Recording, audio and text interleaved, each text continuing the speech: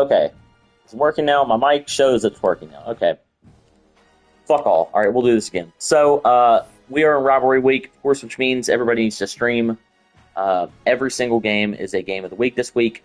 If you are playing a CPU this week, I cannot stress enough that you have to stream that game. If you don't stream your CPU game and you play it, you are going to be suspended for your conference championship or for your playoff game.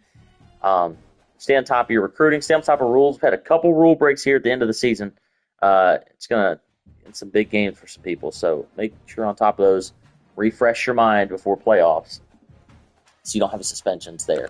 I'm not going to fucking go over all the players of the week again. I will show them to you again, though. Here are your nationals. Here is your ACCs, your Big 12s, Big 10s, and SECs. Shit. All right, here's your current look at the top 25. As far as playoff goes, your top 11 are going to get in plus a CPU. Currently, State is holding that last spot. I would expect the loser between Penn State and Syracuse playing this week to miss the playoffs.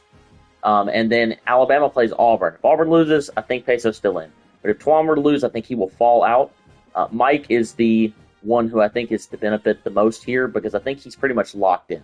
Because Illinois is going to get a forced loss this week, and then either Penn State or Syracuse will fall out of the playoffs. As far as going down to next user, all those CPUs right there will lose or won't play. So NC State should jump all of them, and so it's a huge game for Dean to watch the Iron Bowl because if Twan loses, he'll probably get that last spot. Either him or Twan will. I don't think anybody else behind them even has a snowball's chance of hell in getting in. Here's your current bracket. If you want to see it, although, like I just said, it's going to change a lot. Like, there's 2 ACC teams there in the top 4. That will not be the case for sure. Right now, Drop is holding that coveted number 5 spot. Everybody loves that. We'll see how that shapes out. If the bracket were to stay the same, I think everyone wants to be on the lower side of it, probably. But we shall see. So, alright. Fuck it. We'll do the Heisman watch again. Travis Hunter leading your Heisman race out of Colorado. Cameron Dye out of Auburn is second. McCracken out of A&M is third. Sean Treggs out of Florida is fourth. And Cameron Newcomb is fifth out of Arkansas. God, sick. All right. And for the predictions. Not that many of them because there's a lot of CPU games this week. Like here you'll see NC State getting a forced win or will play UNC. Georgia getting a forced win or will play Georgia Tech. And then Clemson, again, same scenario, getting a forced win or will play South Carolina. Huge game here. Number 2, Florida. The Gators traveling to Tallahassee to play the 21st ranked Florida State Seminoles at 5-6 somehow. This is Gabe at LP. This game matters a lot for LP because, as we know, making a bowl game 6-6, winning your bowl game, finishing 7-6, helps a lot for your championship contender compared to being 5-7. So if he loses this game and misses out on a bowl, I think it's going to affect his transfers a good bit. As far as Gabe, sitting in a great spot. He's locked in the AC title game, but got a good chance to get a bye here. If he loses this game, he could drop a good bit.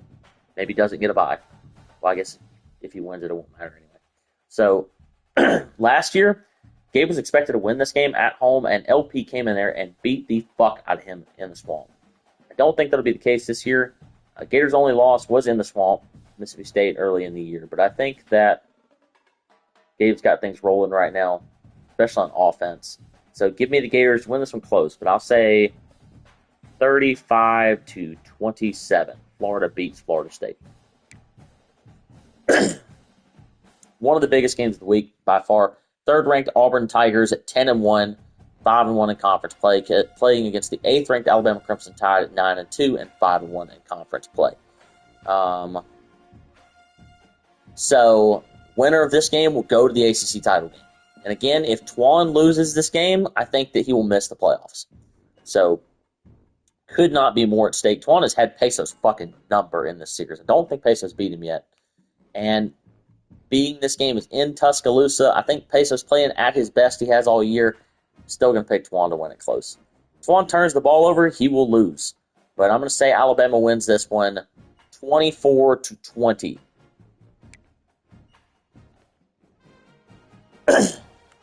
12 games. Dwayne at 5-6 is BYU Cougars traveling to Boulder to play the 4th-ranked Colorado Buffs at 10-1. Coach Savon, unfortunately for Dwayne, he needs this game to make a bowl game. I would say that's not going to happen. Colorado wins big, 52-7. Cannot remember the name of this rivalry game, but the 4-7 Notre Dame Fighting Irish and Coach Nelly traveling to Stanford to play the Cardinal at 3-8 and Coach Chevy. This is usually a pretty good game between these two. And generally, whoever's favored or supposed to win loses. Don't know if that'll be the case this time. I'm going to take Nelly to win on the road, got the better team. I think he's the better user. So give me Notre Dame 28-21 at Stanford. 22nd ranked UCLA Bruins at 7-4 and 4-2, traveling to play the 1-10 and 1-5 in conference play USC Trojans.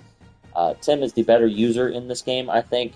Has the better roster. Sapp not playing well at all right now, especially offensively. So give me Tim to win this game on the road. And yeah, I'm going to say 38-20. Or let's go 28-14. This is a massive game. Boise State, I mean, not really Freeway, but G's is 6-5 and 4-2 in conference play, and his Broncos traveling to Eugene to play the 3-8 Oregon Ducks and Coach Freeway. Freeway not having the year that he wanted to have. I mean, absolutely tragic to have this type of record with this Oregon team. But these last two games I just mentioned matter. So you see they're both 4-2 in conference play. If they both win, G sets the tiebreaker and he gets in. He will play Savon in the conference championship game. If UCLA, only way Tim gets in is if he wins and G's loses, which is possible. I mean, this Freeway and G's game is usually one of the best games of the year, and it's almost always the last game of the season. So I will definitely be tuned to that one. Big Ten matchups. Got force wins here for Iowa, Virginia Tech, and for Wisconsin. We've already gone over this game. There's only 2 games left. Both of them massive games. You get the Big Four here in the Big Ten, all playing each other.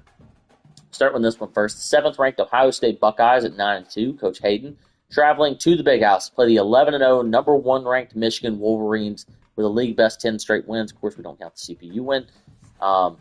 This is usually a pretty damn good game. It's just called the game. Hayden has a chance to make the Big Ten title game. Of course, Chapo will lock himself in if he can get a win here. I think Chapo's playing as good as he has played yet. He's going to have home field advantage in this one. I like his roster a lot, so I'm going to take Michigan to win this one at home, 28-17. And then this one is basically an elimination game. Fuck the conference title game. If you could make it, great. But the loser of this game is 100% going to miss the playoffs, I would say. You got the 9th-ranked Penn State Nittany Lions at 9-2, Coach Des, traveling to Syracuse to play the 10th-ranked Orange at 8-3, Coach Ryan. Fortunately for Ryan, his starting quarterback, best receiver, and best edge rusher are all suspended for the entirety of this game for a rule break. So I would have really considered taking Ryan otherwise, but I think that's going to definitely throw off the mojo. Give me Penn State to win this one on the road. Still close, though. 35-31 at Syracuse.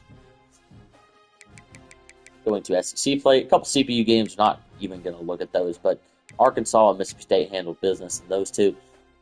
We got 3 matchups left here. 1-10 SMU Mustangs. Coach Clip traveling to Austin, play the 13th-ranked Texas Longhorns. Coach Mike. Mike is the one who's going to be the benefactor from that last game we talked about between Syracuse and Penn State. He will get in all likelihood as long as he doesn't lose this game. At home in Austin, I cannot imagine that he does that. Give me the Longhorns to win this one 52-17. Here, 4-7 Oklahoma Sooners traveling to Waco to play the 5-6 Baylor Bears. Huge game for Baylor and for Pistol. Again, we talked about that 6-6 mark it takes to make a bowl game, keeping your championship contender up, and it affects your transfers that you're going to have. Now, lucky for him, he's playing more and he's at home. I think Pistol is one of those users who is significantly better at home field, too, than he is on the road. So give me Pistol to win this one in a thumping, 38-17. And then finally, a game that should be death, but 5-6 LSU Tigers, and Coach Kurt in his inaugural game in Big Cap gets to play on the road at number 6 Texas A&M. and JJ, who is a two-time national champ. So, real welcome to the league moment here for Kurt. It will be ugly. Chapo says he doesn't think he's too bad of a user, but this is not the situation you're going to be walking into. And it sucks for him because it's such an important game for him. Again, 6-6 makes a big difference between 5 and 7. It will not matter in this one. It will be an A&M and an absolute fucking murder show. I'll go 59-14, Texas A&M. All right, so usually we end the video right there, but I do want to look at two things real quick. I want to talk about who has what chances to make conference title games, and then look at who has chances to make bowl games. Starting off in the SEC, Arkansas and Texas A&M will be locked in for another matchup. Should be a great game between these two. As far as bowl games go, you can see these top 4 are in, and I think all 4 of them will be in the playoffs as well. I think Baylor will make a bowl game. I do not think LSU will, and then Oklahoma and SMU, of course, are not going to make one. We move up to the ACC. Florida is locked in to the conference title game, and then Auburn or Alabama will be in, whoever wins this game. As far as playoffs goes, I think these top 2 are in for sure, and I think one of these 2 will be in. Again, if Alabama loses, I think NC State is the team that will benefit from it and get in. As far as bowl games go, huge drop-off for Clemson. Georgia and Miami had bad seasons, won't be in. And Florida State's got to win at home to Florida. If he loses, which, like I predicted he would, he will not make a bowl game. Go to the Big 12. Of course, this is the Savant Invitational. So Colorado is going to be in the conference title game, and then we discussed the Boise State and UCLA situation. Boise State wins, he's in. If he loses and UCLA wins, Tim's in. If they both lose, it will create a 3-way tie between Oregon, UCLA, and Boise State. And I don't know who gets in. So Freeway technically has a chance to make the playoffs. He could be 4-8, make the conference title game, win it, be 5-8, get in. As far as bowl games go, top 4 all in limit already. Not going to a bowl game, and I think BYU will be held out as well. Top 3, congrats, get to go bowling this year. And then finally, the Big 10, which is always by far the most confusing. I can say without a shadow of a doubt that I think Chapo is in the playoffs. I think these other 3, depending on the situation, I mean, I cannot imagine Hayden falling enough to fall out, but you never fucking know him. If he gets blown out in this game, maybe he falls to 14 or something. I mean, it's always tough to lose games at the end of the season like this. So, kind of must-win situation for these 3. I think Syracuse Penn State loser is absolutely out. As far as conference title game, there's no scenario Des loses, gets in. If he wins, then he needs Hayden to also lose and force a 3-way tie between these 3, which I have no idea how that would be broken. So, one of them would get into the conference championship game that way. As far as bowl games go, Iowa is technically going to make a bowl game. As far as like for his in-game benefactors, he'll be in. It will not count as a bowl game in our records because he had 2 CPUs. Whenever somebody has more than 1 CPU, I always have them have to win 7 games to count as earning a bowl in our records. But other 3, of course, are not going to make bowls. You didn't have to do it next. Anyway, that's going to do it for the PR video. Appreciate everybody watching now. Everybody going to watch in the future. And everybody have a good night.